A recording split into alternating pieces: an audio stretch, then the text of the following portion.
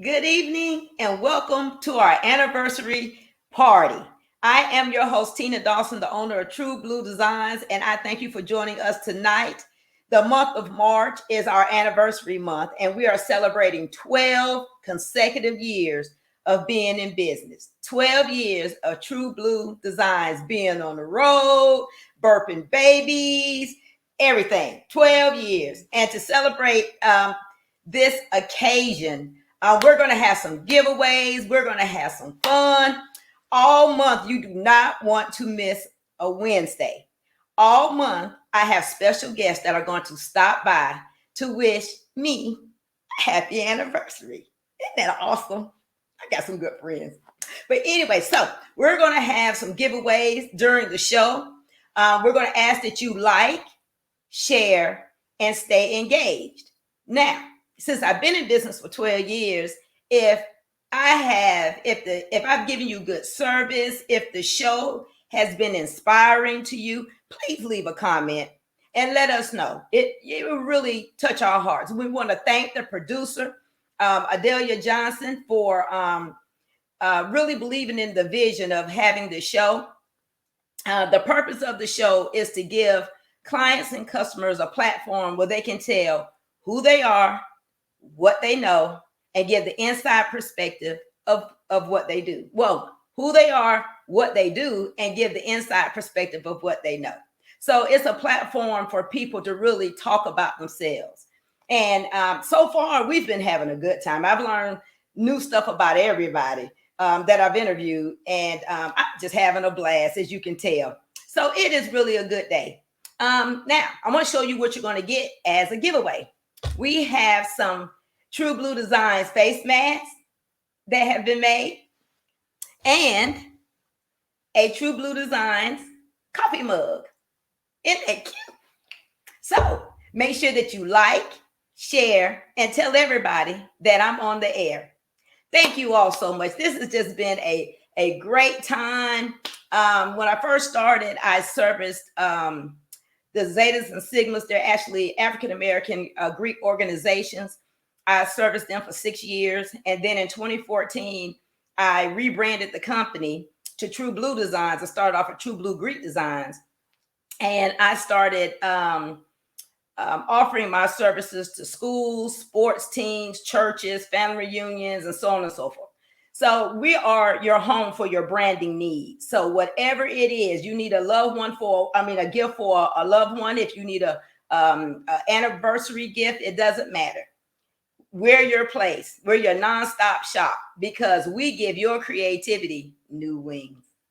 All right, we're going to introduce tonight's guest. You all know him as the owner of the Greek Comedy Tour. Please give a warm welcome for my friend who stopped by to spend my anniversary with me, Christopher Columbus. Hey, Tina. Hey, Chris. Happy anniversary. Thank you. 12 years. How have you been? How's the family? Man, everybody's good, man. Everybody's good, trying to stay COVID free, trying to stay away from Texas and Mississippi. These damn mask rules or whatever. So, other than that, just trying to stay healthy. Last time I talked to you, you were snowed in.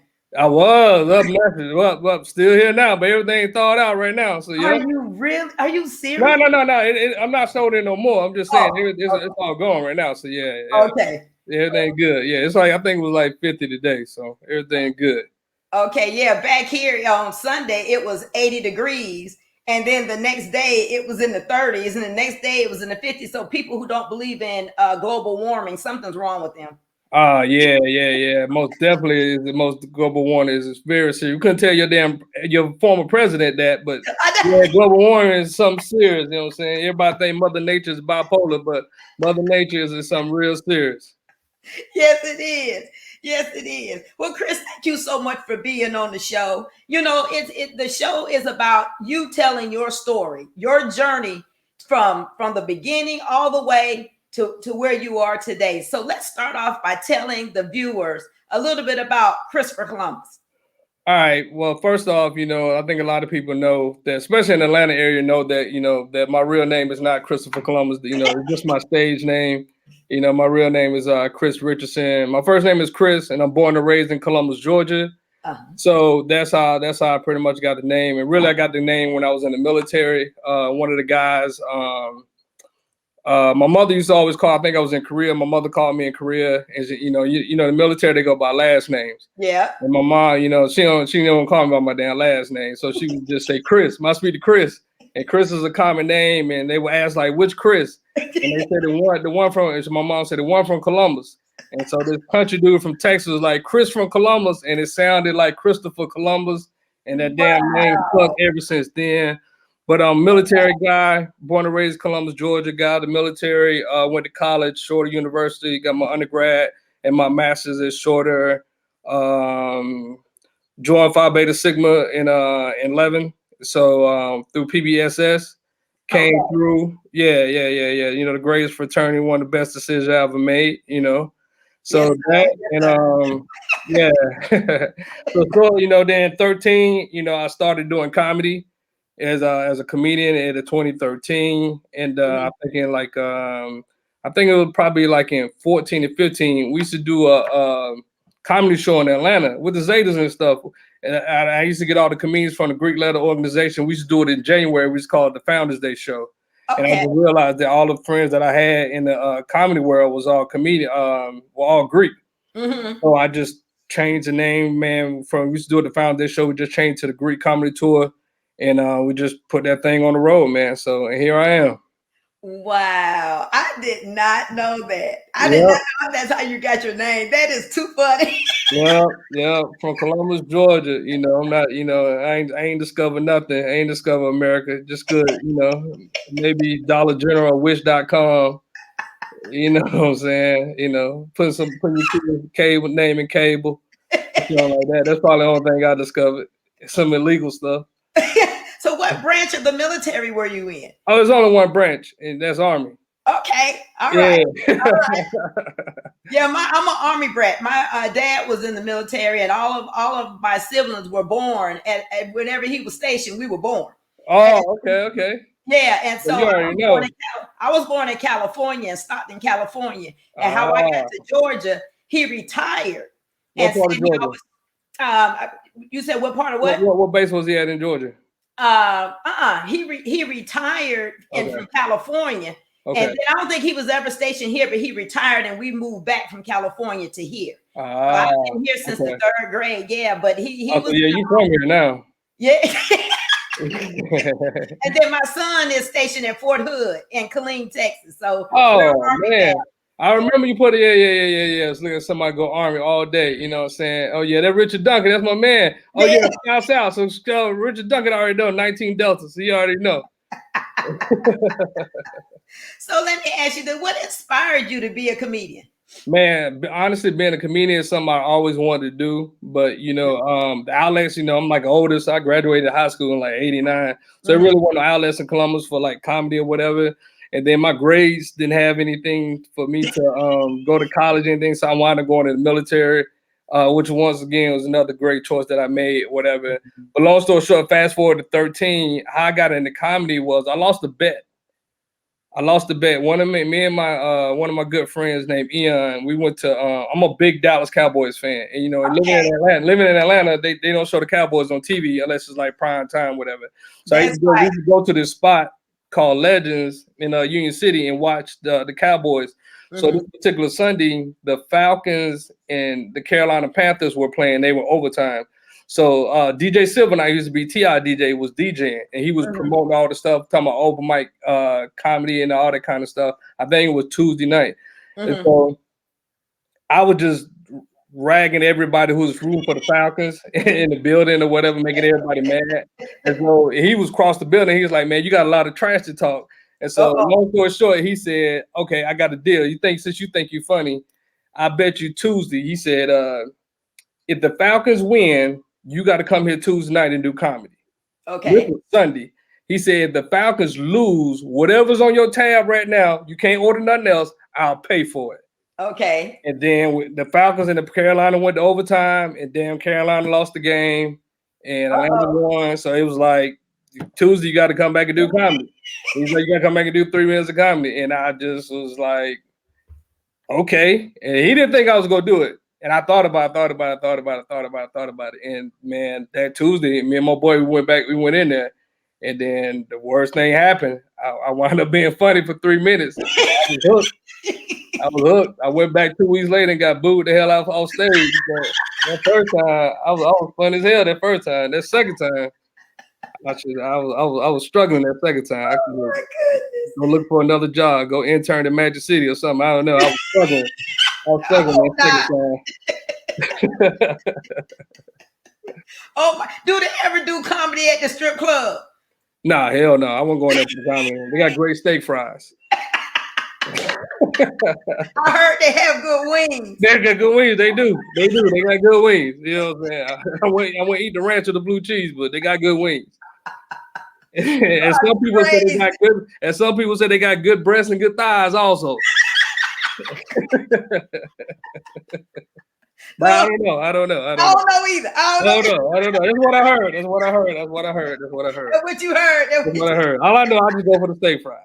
Let me ask you this though. So has there ever been a time where as you're doing comedy, you felt that your life was threatened? Has there ever been a time that you were ragging on somebody and they took it personal? Hell no. I try not. Matter of fact, your guest next week will have a great story for this. Steve Brown, everybody know his video with whatever. Me and Steve are real good friends. And usually, if I didn't go to Virginia to see my daughter that night, I would have been with Steve in South Carolina. But I never ragged the crowd, because if you go to any comedy venue or whatever, they mostly are black venues. So because they're black venues, they tell you one thing: security is limited. So you talk that shit if you want to, you know. So security will only escort you to the back door, and not to your car, not home. So if you're on stage and you got that light on you, you know, you can't really see the crowd. They can see you, but you really can't see them. So you just hear the direction where it come from, and you be like, "Who said it?" But you don't know. So I don't want nobody to meet me. I got to get home. So yeah, I'm not a I like to roast, but I'm not a roaster on stage unless you. But I do a little more now on the virtual, because you know I can see people. You know, they may have some little roaches running their house or whatever. I might say something. And it's virtual, and I'm at home, so they can't get me. You know, so I might say something home. But in person, I'm humble as hell. I don't care how big I am. I don't say nothing. I ain't messing with nobody, man. I'm messing with nobody. Oh my goodness! How tall are you, Chris? I'm 5'11". Some people think I'm 5'10", but I'm 5'11" though. I'm 5'11". If I get on my tippy toes, I'll scrape 6 feet. I'll scrape 6 feet. Depending on how long these toenails is, I get on their toes. Yeah, I'm scraping 6 feet. I'm 5'11". Are you married? Do you have any children? No. I'm married. I got an old lady. I have my twins. I got a set of twins. Really? Man, grown ass kids. You know what I'm saying? How old are they? They be 23 next week. I did not know that. I know, man. I had to make sure they get them paid off. Their child support paid off, so I had to make sure they were paid off. So yeah, they good. They live in Alexandria, Virginia. So yeah, they moved to Alexandria probably like 7 years ago. Their mother was down in Valdosta, but they moved up to Virginia. Yeah. Do they look like you? One does. Okay. One does. That's crazy thing. One looks like me, but act like the mother, and the one look like the mother acts like me. So it's like one is slim and one is big. One got a little height to it. One is short. One got a sense of humor. One get offended every damn thing. So yeah, yeah. They honestly, be honest with you, man. They are two totally different people, man. They two totally different damn people. They don't even like each other majority of the time. Right. And matter of fact, I talked to both of them today, trying to see what they're trying to do for their birthday, and they twins, and they doing totally separate things together. So, which is a good thing, because they usually don't get along. So, I've never heard of twins not getting along. Yeah, you never met mine. You never met mine. Oh man. No, you never met mine. But they're good kids though, man. You know what I'm saying? I mean, they're 23. I'm not a grandfather yet, You know, I'm not a father-in-law, so and they in college, so yeah. they're doing good right now. So they're doing good so far. That's good. That's good. Okay, so we're going to announce. We're going to talk about your newest, your latest news because you got out of Facebook jail. Oh yeah. For the third time, I almost went back last week. So I had a post from like 2019. They disputed or whatever. I don't know what it is. I think somebody was saying something about the algorithm, but I know a couple of some people reported they got sensitive feelings about it or whatever. So I just post most of my stuff on IG now. You know, a lot of stuff that got me in trouble was a lot of Trump stuff. So a lot of government, you can't be anti-government, anti-Trump, and just some sensitive stuff, whatever. Then my page is public, so it may not be my friends because they share it. Maybe somebody else saw it or whatever, and then that could be the report or whatever.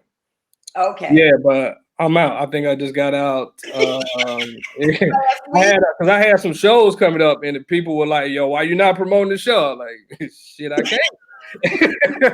I can tell people, but I can't put it on Facebook. I think I got out. I performed in Tampa for the Super Bowl. I think the day of the show in Tampa for the Super Bowl. I think that's the last day I got out. That was 30 days or whatever. So wow. When they tempt you like you do anything else or whatever, it'd be another 30 days or whatever. So convicted Facebook felon, I guess. Definitely people. So IG really don't care. I see. IG don't give a damn, but I see. Facebook sensitive, whatever. And then the crazy thing is, you post stuff, and then people will post the same damn stuff, and nothing happens to them. So I guess we got some warnings or whatever. Yeah. Trump had his hand in it. Oh yeah, and you know that 30 days I went in, it was the day of the storm of the Capitol. Oh, when I started when that was like a media frenzy for social media. So I posted something from one of that, whatever. Then boom, I checked back like 45 minutes later. It's like, nah, hell no, you can't do nothing. You can't check, you can't look, nothing. Look, clink, clink. Yeah, clocked up, whatever. I was like, damn, they got me for 30 days. They said 30 days. They're like, do you want to appeal it? I was like, yeah. So I hit yes, and it didn't even take 2 seconds to say appeal denied. I was like, yeah. You know, I think because I'm black, Tina. You know what I'm saying? I'm black. Conspiracy. Hell yeah. Man, I don't like the way they treat my mama's son. They treat my mama's son real bad in these Facebook streets. So let me ask you this. So when you first created the Greek comedy show, how did you know which comedians to pull together that can really jive with the audience? Because I know that you do a lot of the booking. Yeah, I do all the booking. Pretty much what I try to do is when I talk with the organization that I deal with, you know, everybody wants somebody who's going to sell tickets, who's on social media presence or whatever. So what I probably do first is establish the headliner first. He's going to take the majority of the budget and then work. And then if they want, just say it was a Zeta chapter, they might want an all blue and white chapter. So I only got like one strong blue and white headliner.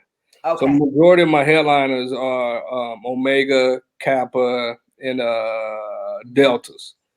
So then I just figured then I get a big comedian, a headliner, then I get a feature, then I get a guest appearance or whatever. So that's pretty much how I do it. So if they want to mix it up, you know, I try to compare it because, you know, like when you go to these cities, majority of cities are they say first fam, you know, the AKs and so if I get an alpha, that'll usually take care of the AKs, the alphas. With me on the shoulder, hopefully that'll take care of the blue and white. If you get Omega, you know, usually the Deltas and Omega support each other pretty heavy. So I probably try to get the comparisons or whatever, or just try to get whoever they want and whoever they think is hot, who will bring funny or whatever, somebody they haven't seen before. That most definitely will help them sell tickets. That's the biggest thing. Who will help them sell the tickets? So that's pretty much the first thing try to establish. Okay. So with that, people can actually book the Greek comedy tour for fundraisers.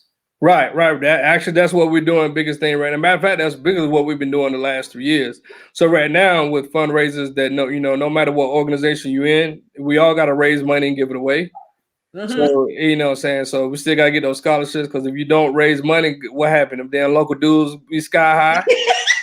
And this year's a damn conclave year. So, you know, they sky higher, you know. So So right now it's hard for the, so we not getting together, you know what I'm saying? Everything's virtual, so it's hard. So my tour is pretty much like the ultimate NPAC event because usually when the NPAC does an event, it's like a Omega event or a Kappa event. But if I bring now, when I do a show, I don't bring a comedian from all D9 organization. We'll be there all damn night. Be like 4 o'clock Sunday service. We ain't gonna be there all damn day. But so I pretty much try to get somebody who are, what I'm saying, like the big, have the big followings or whatever. Okay. And just get everybody together, man, have a good time. It's all fun right now. So with virtual, you can sell tickets all day. You can have 250, 300, how many people. So we got so that's our biggest thing right now. So chapters out there, if you're looking for fundraisers or whatever, you come and hit me up. And we can help you out, whatever, and help you raise some funds and get some money and keep those local dues low, and get those scholarships away, man. So I don't want nobody out there washing cars and selling cakes and the raffle things or whatever. So the Greek Comedy Tour is fun, and I really did it to try to not take over the scholarship dinner because I love doing the scholarship dinner, man. But sometimes them scholarship dinner tickets be high as hell. Yeah. So scholarship ticket for one person be $75, and then you wonder why the child is there by themselves. Hell, the mama can't come, the daddy can't come, the teacher can't come. So it's $75 a person. And then you go get that damn chicken, that dry chicken, them green beans, and the potatoes, and that cold ass roll. So you might as well bring the Greek Comedy Tour and come on, get you 2 drinks, get you some wings, dress how you want to, and have a good damn time. You know what I'm saying? Comedy always say what now? Them tickets do be high. They be high as hell. They be high as hell, man. And then you in the chat, you gotta sell 4. You gotta sell 4. And then the participants come there, their mama wanna come, their grandma wanna come. Yeah. But then you wonder why nobody to support the child. Hell, the ticket's high. We gotta make that money again at damn scholarship. So they're gonna go make the fish fries. Hell yeah. Hell yeah. So that's the biggest thing, man, to help offset, just another way of fundraising, man, just to have fun and to bring the Greeks together. Because, especially Thailand, man, we're so segregated. So we talk a lot of whatever, we do a lot of stuff, have fun or whatever, but the Megas do their thing, the AKs, the Kappas or whatever, IOs, they all do their thing or whatever. But with the tour, man, we try to bring everybody together, man, and just laugh. There's no Greek bashing in the shows. No, it's not. We just all just have a good time. It's a regular comedy show. So if you're not Greek, you can come and relate because first when I started, people thought we were telling damn jokes Greek jokes for 2 hours.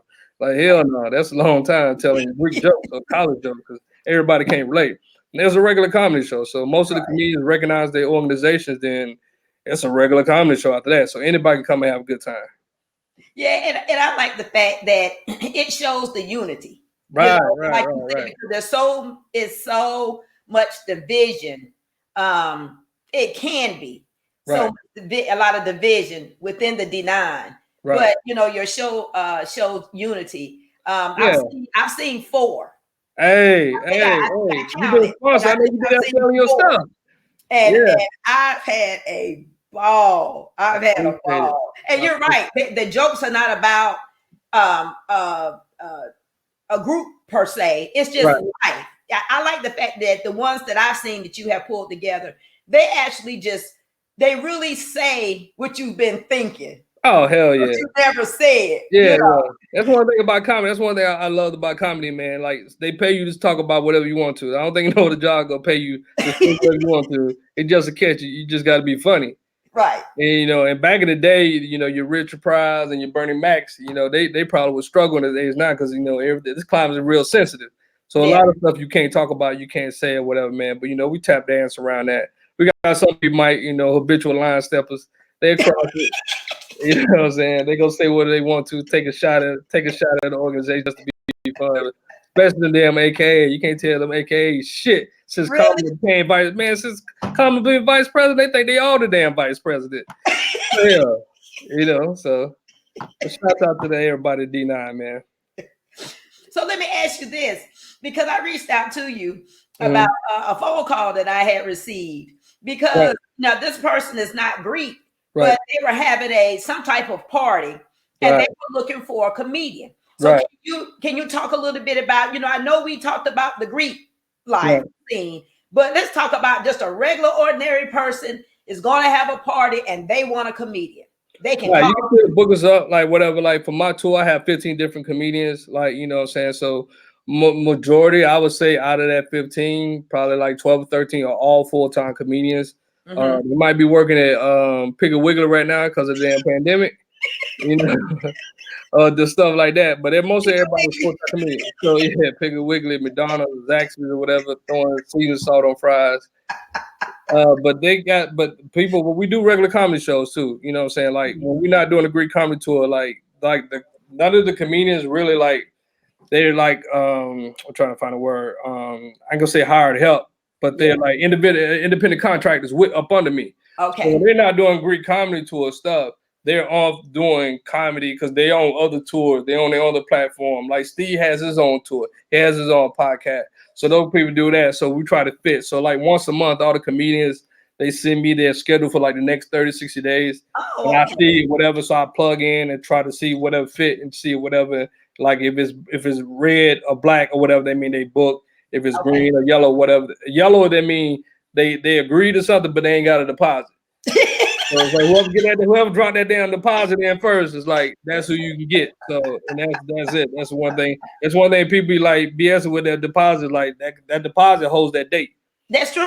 That deposit, people don't understand that. Like that holds that date. So you get that deposit, you get it to the comedians or the DJs or whatever. That's how we get together and we do that, whatever. But yeah, but we do birthday birthday parties, circumcisions, your grandma baby shower. You got laid off, or you just hit the lottery. Anything you get with, man. You celebrate 12 years being in service. You just got your doctorate. You just moved to Tennessee. Whatever you want to do, whatever, we'll get together and celebrate. And have you rolling. Have a good time, man. Have a good damn time. So let me ask you this. You know, once you started, you decided to get into comedy. Was there one or two old head comedians that, you know, really inspired you or you kind of looked up to or studied? As a comedian? Yes. Robert Harris for sure. One of my favorite like old school, whatever, George Carlin. He's a white comedian, but very, very funny. Robert Harris, especially his cadence and his delivery. I studied like a lot. I studied like Chris Rock or whatever. You know, so my comedy more the style, maybe not on the level, but on the style more like of Mike Epps, like a punchline or whatever, joke or whatever. So I study everybody comedian with it. I'm more of a jokester than a storyteller or whatever. So I try to treat every show like I'm at the Apollo. You gotta come out the gate telling jokes, make them laugh out the gate. If not, and boo your ass out the store, out the stage or whatever. It will happen. Some comedians come out there think they got all day to get to the punchline. You know, black people don't give you that much damn time. You know, you got 30 seconds to make me laugh. Yeah, it's like playing a song on a new CD. If that beat ain't hit by then, fast forward. I don't like it. You didn't give it time. I ain't like it. like how they spin. I like how they spin those records when they doing the lap dances. Oh yeah. Like every 2 minutes, like what? $50? All I heard was a hook. But once again, that's something I don't know about. I don't know about that either. I heard. I don't know about that. I don't know. I never had one. They don't take cards, so you know, child support is an all-time high. So. So what is your favorite joke? What is your favorite joke? My favorite joke? That you love to tell. Do you have one? I think like the one you talked about earlier, like the intro to Atlanta, the LOL joke. Tell that one. I love that one. Being from Atlanta is like one of the most backward cities in the world.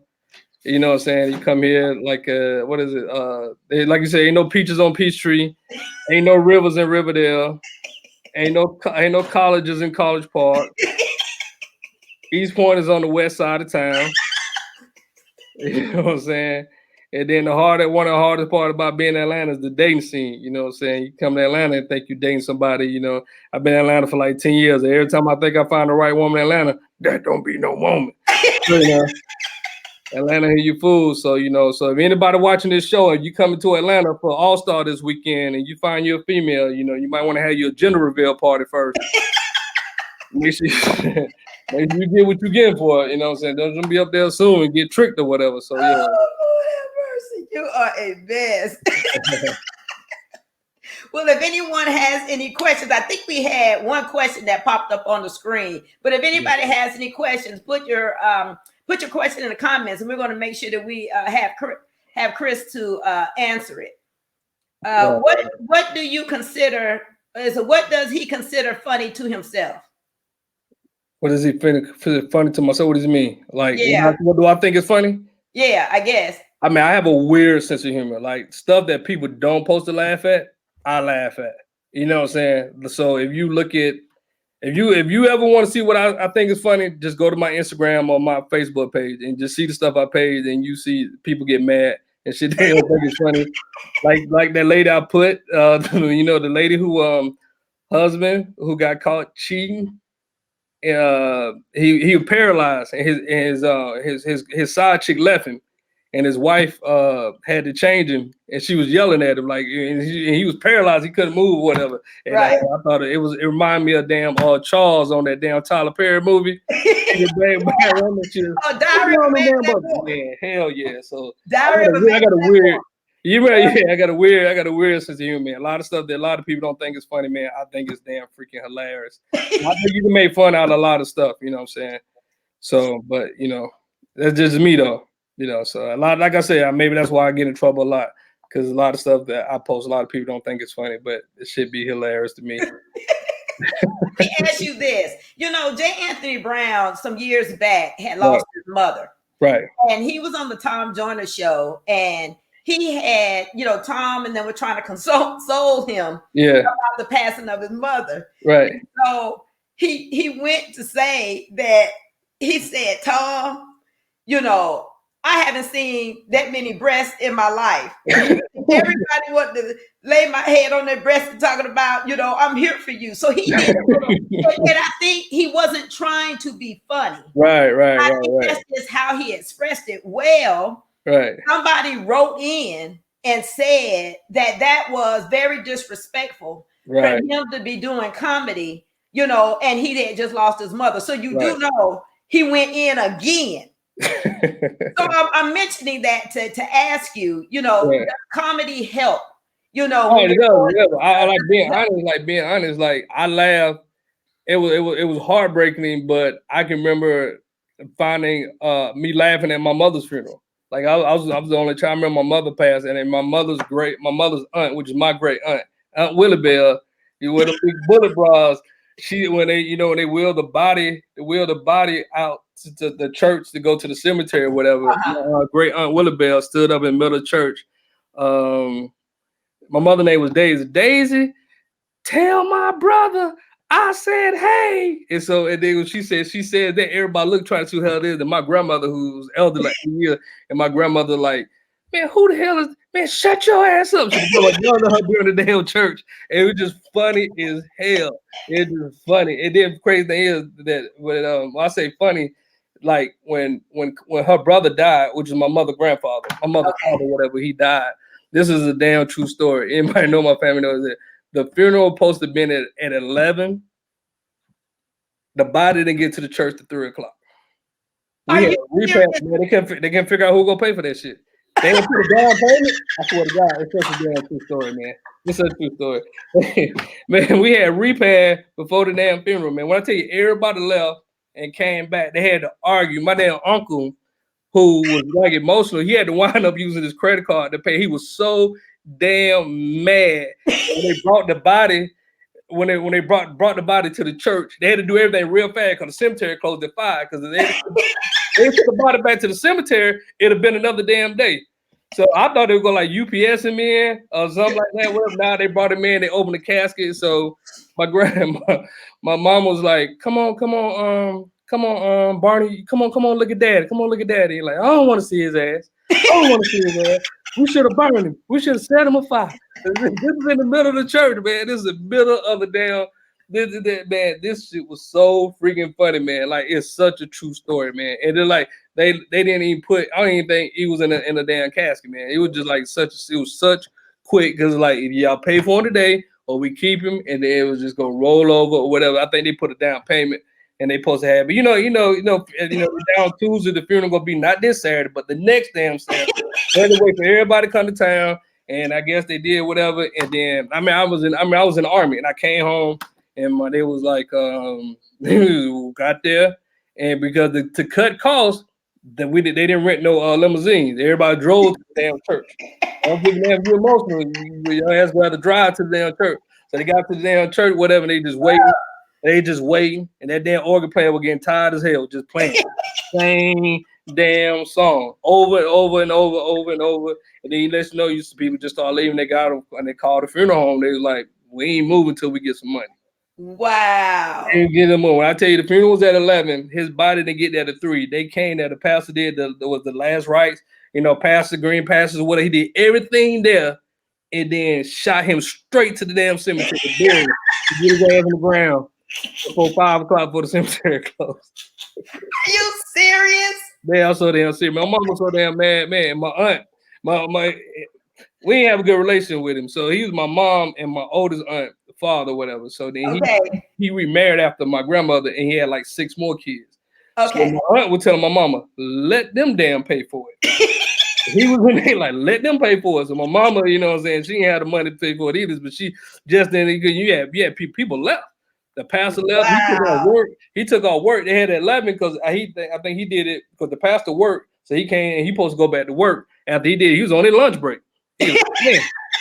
He like, man, he called back and did the rights on speakerphone. He called back, so it's funny as hell, but it's such a damn true story, man. It's such a true story. You should have went into comedy after that. That should have You should have told that story on stage, Chris, and I promise you. I got it as a joke, man, but it's such a true story, man. Like, so they sat there and they all was over there arguing.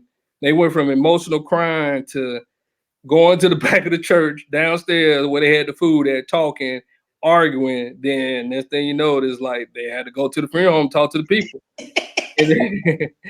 and they wants to get to and they I guess my uncle paid for Barney gave him a credit card or whatever, and they brought the damn body there. They had a police escort. Usually, you know what I'm saying, the police escort the body drive slow as hell to the cemetery. Man, they broke all down. They ran all the damn because he got to get his ass to the church. You know what I'm saying? And they looked at when they opened it, you know what I'm saying, they opened the body. When they brought the body in, you know what I'm saying, because they ain't have much time. They just like when people walk by, they were like this. Look at it. And then they closed down. Like they gave about a 3-second peak. By that time, wasn't nobody crying no more. Wasn't nobody crying. They didn't give a damn. My man Uncle Barney was so mad. He said, "Man, we should have burned him. We should have set his ass on fire." You are crazy. Oh because Barney was junior. He was his junior. So, that was his daddy. He was like, man, he was so damn mad he had to pay for that damn funeral. I guess they figured, I think he had insurance policy. I think he did. I don't even know. I hope he did. I think he did, but I don't think they could find it. I think they had something or whatever.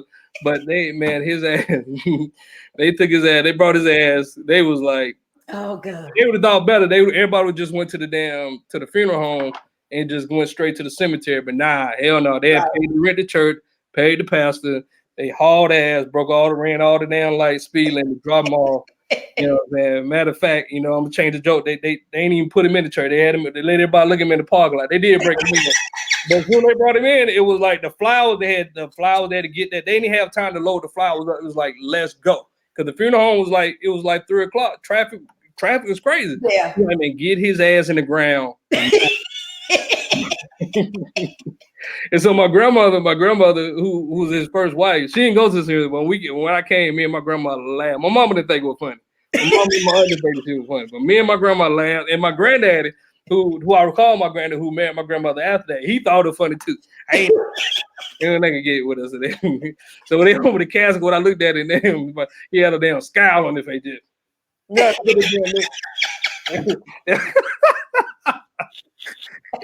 And so Barney was older, and Barney was like in his 60s. Whatever. I was like, Barney, we should have burned. He said, man, you like nephew, you had a match. I'd have pulled the gas when his ass on fire. So that's a true what's story next though. for you, Chris? Are you thinking about doing any acting, any movies? You know what, man? My ultimate goal with the tour. You know what? One thing about like my acting and movie, whatever. Like a lot of people ask me why I never do videos. A lot of people think I'm funny, but they ask why I never do videos. One of the reasons I never do videos, I hate hearing my voice. I What? breathe on, I feel like I'm airy or whatever. I hate every time I do a voice and people are like, man, it's funny, put it up. And I never post it because I hate hearing my voice. So I don't think acting. My dream thing when I started kind of what I wanted my own radio show. But I think the best thing for me now is just producing the tour, whatever. I have a couple comedians outside of Greek comedy tour that are doing good or whatever. And I'm looking at getting into management of artists and stuff Okay. like that. But yeah, but I got but that's it, whatever. But I wouldn't do acting because I wouldn't like if people record me doing a show, I never watch it. So you're not gonna watch. You're not gonna watch this. I can't watch me. I can't watch me perform. I'm my worst critic, and I hate hearing my voice. Wow. I hate hearing my voice. I feel like I just left football practice. Like I'm in labor. I breathe out my mouth, so I feel like I was like I'm ordering drive through from the back seat. Yeah. I do. Obviously, I got videos on my phone that I credit, whatever that I get ready. I'll be like, and I'll send to somebody. Oh man, that's funny as hell.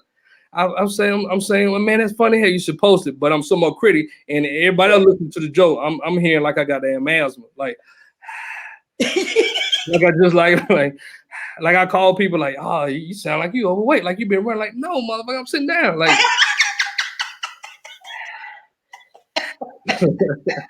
So I don't put the videos up. So like I post stuff or whatever. Like a lot of some of the memes I write myself. I don't put my name on it because people get offended. They go to your page and they inbox you like crazy stuff. And I don't respond to people when they say stuff. I just think I like a lot of people on social media to for misery or whatever. Like I'm only strictly on there for entertainment. Okay. I'm on social media strictly for entertainment to make people laugh. Yeah. To make people laugh. If you don't like what I like, man, you can keep scrolling or you can unfriend me. It's very easy. It's very, very, very easy to unfriend me or now. And I don't expect everybody to think the stuff that I think is funny. I get that or whatever. But like in the inbox is just like, what the hell? Like okay, out of all the stuff that offended you or whatever, then let me post something positive. I get one like. Yeah, that's true. One damn like. True. You know what I'm saying? But if I put in my stories to get with that, yeah. Let me ask you this.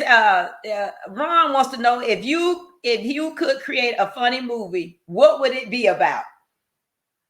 Ooh, man, I got to be some of the stories with me and some of my boys in the military. You know, I'm from Columbus, Georgia. Going to some of these countries that I went to, I never been to. I remember the first time I went to Italy to a topless beach. I'm the only fool fully dressed. I had a shirt, t-shirt, belt, jeans, socks, everything. And I couldn't believe they was on the beach too. I'm out there with that damn disposable camera. Taking damn pictures. They mad. Like, you don't supposed to do they cuss me out. Like, I was like, my friends ain't gonna believe me. So some of my stories we did in the military or whatever, man. But it probably most definitely would be a comedy, man. I ain't trying to make nobody mad or sad or whatever. I do believe that I'll put on this earth just to make people laugh, man. So yeah, it's that would be a comedy. It's too much. Oh, yeah. And if you ever think or whatever, if you see any of me and my comedy friends together or whatever, it's very. You think what I'm talking about is crazy. Wait till the guest next week comes on. Please make sure you're on for the next 3 guests or whatever. We have a good time. Let's see. Another question came in. If you had to pick an actor to play in a biopic, who would you choose? Who I want to play me or who I want to play? Yeah, who it said if you had to pick an actor to play in a biopic. Oh, me? Ooh. Dang. What actor would you play? Let's see. Ain't too many people got a flat nose, big. Let me see. Comedy wise, man. Damn. I mean, he ain't built like me, whatever. One of my favorite actors is Don Cheadle. Ah. Yeah. I love Don Cheadle, man. So I'm him, whatever. We don't look nothing alike, nothing like that. So yeah. But you were playing? Nah, I mean, I guess him play me. If I had to play anybody in the movie or whatever, Probably be Jesus. I'll probably be, you know what I'm saying? I'll take people life and they wake up in jail in heaven like, nah, I'm just playing. Go back. You got 3 more weeks or whatever. You know what I'm saying? I'll be, I'll be, I'll be one like you know like Jesus or whatever, just to have some whatever to make the people laugh, man. That's all I want to do, make people. I ain't here to make nobody mad or and like that, man. Just here to have a good time, man. That's it. Yeah. Do you do impersonations? No, because of my breathing bad. Honestly, like honestly, like when before I do a show in person, like on stage or whatever, I usually run sprints days ahead of time. Just so when I come out, you know, when you come out, you have the energy, and then depending on what song I come to, I can't dance, so I might do a little jug or whatever. Chris, you can't dance. Nah, hell no. Not to what people ain't. I ain't gonna goddamn be doing the damn centipede and no shit like that. You know what I'm saying? I can do my little 1 2 step, 2 step, like hey, nah. You cut the light on and off, and I start like that, I'm jamming. Nah, hell no. You know what I'm saying? So by the time I get crunk and talk to the crowd, shit, you had a good time? Back in football practice, running sprints. You know what I'm saying? Tired as hell. Like, you know what I'm saying? And then that's why if you ever see me like on stage or whatever, I talk or whatever, let the music play for like a second so I can calm down or whatever. And then I talk fast. I'm probably talking fast as hell now. So that's it. So I catch my rhythm or whatever, engage with the crowd and read the crowd, see what it is or whatever, see if it's Lord like. That's one thing about comedy is about timing. And if your timing is off and your punchline for your joke come across and you breathing hard as hell like you talking in cursive, and then they don't hear the damn joke. And then it ain't like a DJ. You can like, okay, y'all didn't hear that. I'm gonna rewind and start over. Right. You can't start a joke over. You might well scrap that shit. You might well go on to the next joke, bro. Go on to the next joke. Somebody said, are you a fan of Corey Holcomb? Big fan of Corey Holcomb. You know what I'm saying? I did something with Corey 2 years ago. I used to do a show with the tour. You do a show every February and Valentine with the Cinnamon Rose in San Diego. So we would do a show in San Diego with the Cinnamon Rose. Then I usually take Steve with me, Steve or Kelly or whatever. And then we would go to LA and run that whole circuit for the whole week. We stay in LA for a whole week. And then I think in 2019 we started. It might have been 18. Yeah, it was 18. Whatever. We wound up doing shows with Corey or whatever. I like Corey. Corey more abrasive than me. I don't know how the hell Corey talks that trash and still get movie roles. I don't know how the hell he do it. Like I'm very, very, very cautious of whatever. Corey doesn't care. Corey talks his trash and still gets movie. I say one thing and I'll never work again. It ain't just that. You know, it's like I don't know. That's one thing about. And then I don't play politics. You know what I'm saying? Okay. Like straight up. So you know, I ain't gonna kiss no butt. I might smile in your face or whatever, but. You know, in social, you know, in entertainment, you see people that you think funny as hell in these movies, and that's the only movie they do. Or they have one song out and they don't do it, like whatever. They just didn't go with the politics. It's just ingrained. Like, man, what happened? You know, so you see a lot of comedians like back in the day, comedy comedians, it was easy for the visuals or whatever, because you had Def Comedy Jam and you had Comic View. So it was a lot of comedians, so like House Party 3, for example. And Friday, they had all your up-and-coming comedians you can put and stuff like that. So now you have social media. So everybody that think just because they do a 30-second or minute video or skit, they think they funny as hell. Yeah. And people think you can that translate to on stage. And everybody who just because you do a skit and funny don't mean you can be funny on stage. Because you can't do that stage. You can't do that one skit for 30 minutes on stage. You got to tell jokes. Black people are like, okay, take the wig off. Take the wig off. You know what I'm saying? We saw that on Instagram last week. Take the wig off. Make me laugh. And that's what you gotta do. And then it translates to everybody that's a comedian can't do videos. So that's why you see a lot of older comedians doing videos now. So that's our Def Comedy Jam now. That's our Comic View now, which is social media, in which I hurt myself. Like I really do believe if I did video, I would say more video. If I did a video and just I think my social media would be a whole lot bigger than what it was. But my damn voice, I just hate my voice. Like I really delete a lot of stuff. I really delete a lot of stuff. So, but you know, your content is about us. Yeah, I totally agree. But you know, and the content could be about us, but how it sounds and how it comes out would be two different things. You know what I'm saying? Bernie Mac funny as hell, but if you went up there and said what Bernie Mac said word for word, do it come out funny? Right. You know, you want to be funny and make the joke funny, and instead of them listening to the punchline, they listen to you about to die. Okay, you can't damn breathe.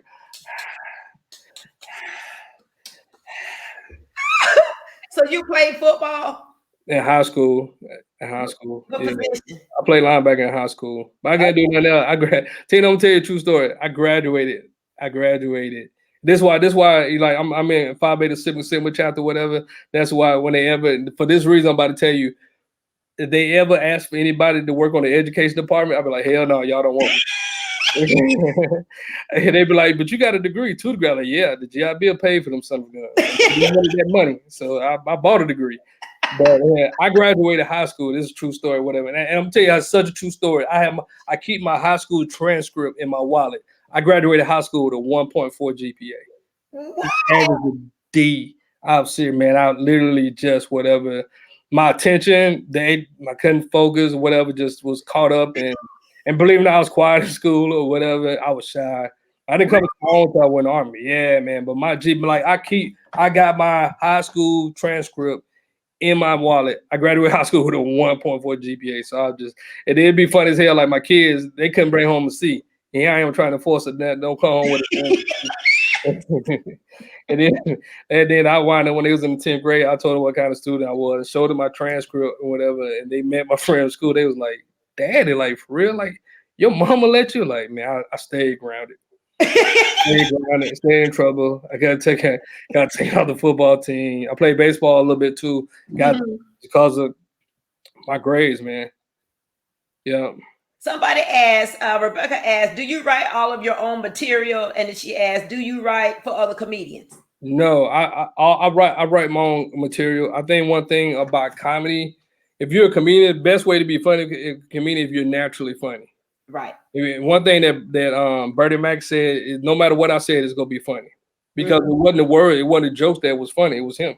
Right. It wasn't the jokes, it wasn't the word he said. Like I said, if I said word for word what he said, it wouldn't be funny. It's the person. So I pretty much talk about my life that I've been through, which is experiences or whatever that I've been through. You know, and I think it's a lot of people can relate, you know, some personal stuff, some tragic stuff, some stuff I went through that it wasn't funny then, but it's funny now. I can make stories about and crack about, and I can talk about that. What else? So yeah, I pretty much talk about stuff.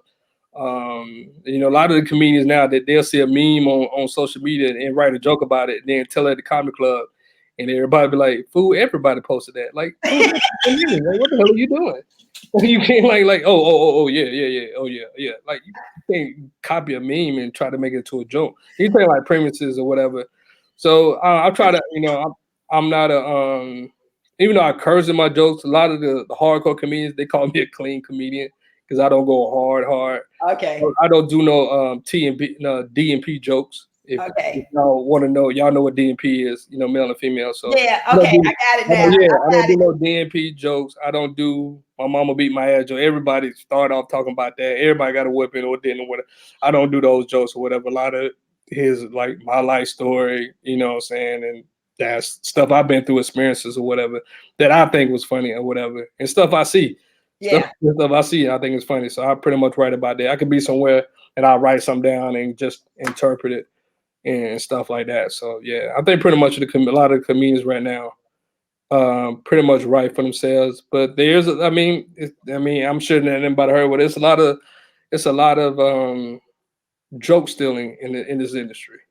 There's a lot of people that still, yeah, very much. So that's why if you go on social media, you don't see no videos of that I posted on my stand-up.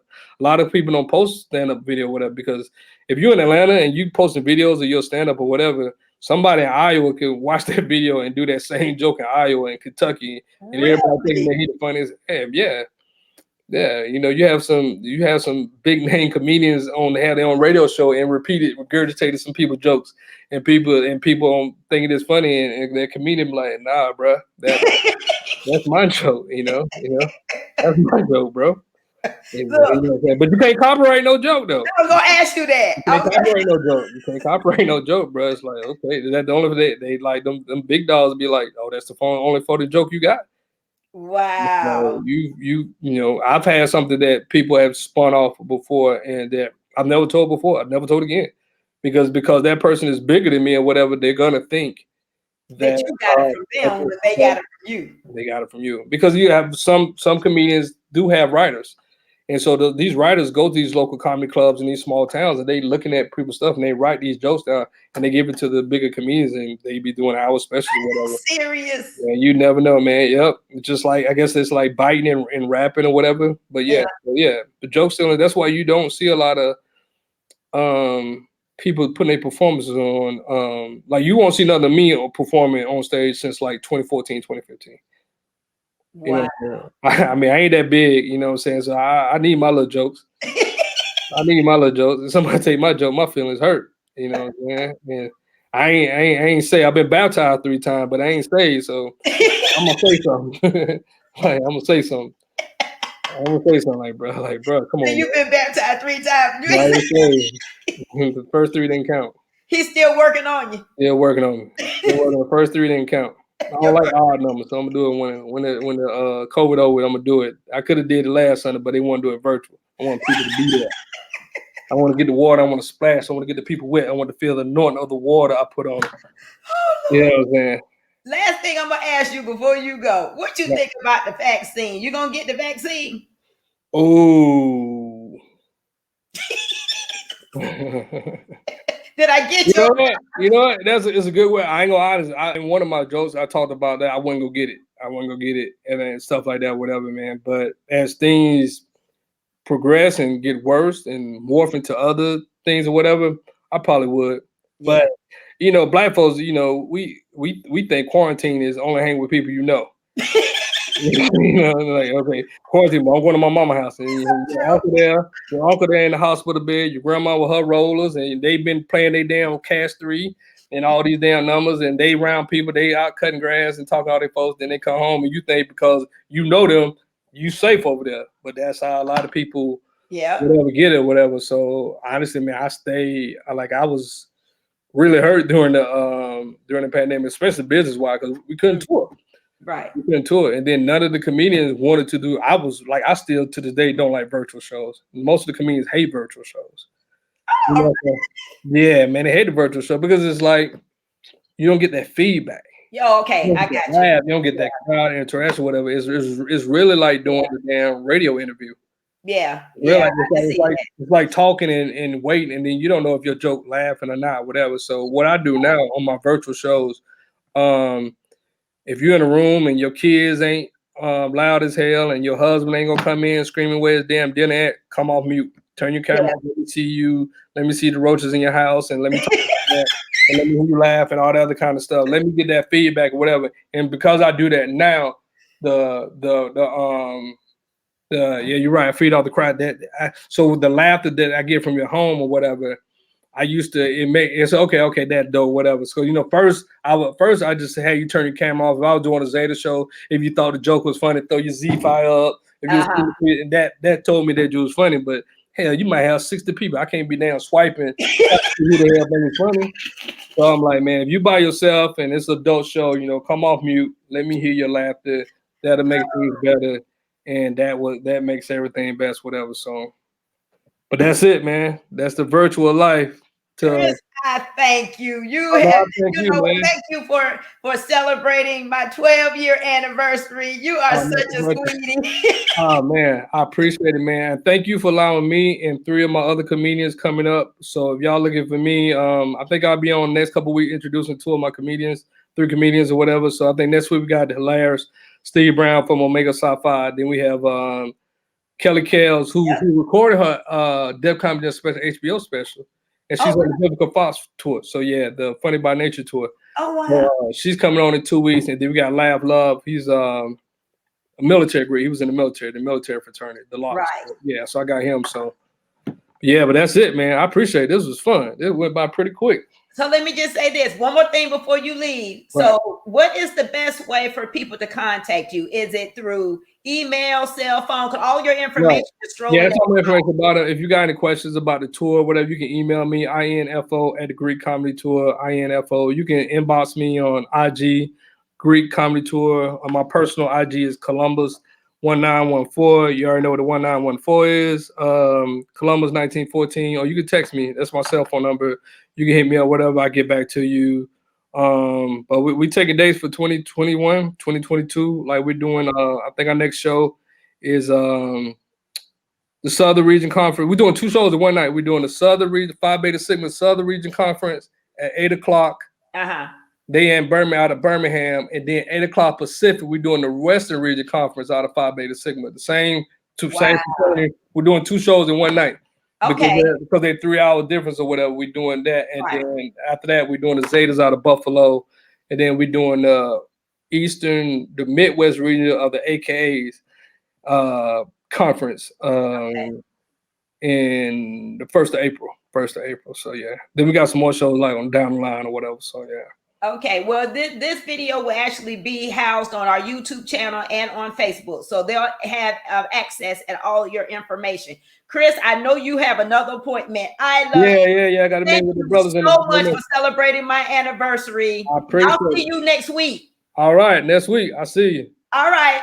To everybody that's watching, thank you so much for spending this time with me and celebrating our 12-year anniversary.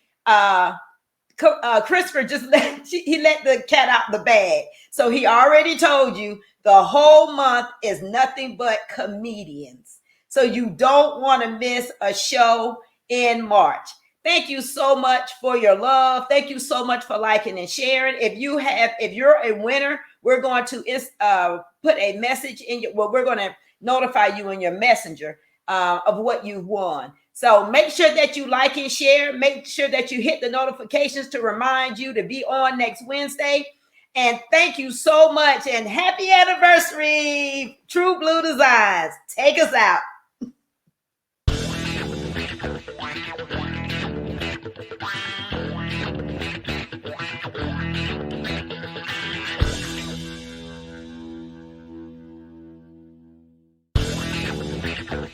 Wow.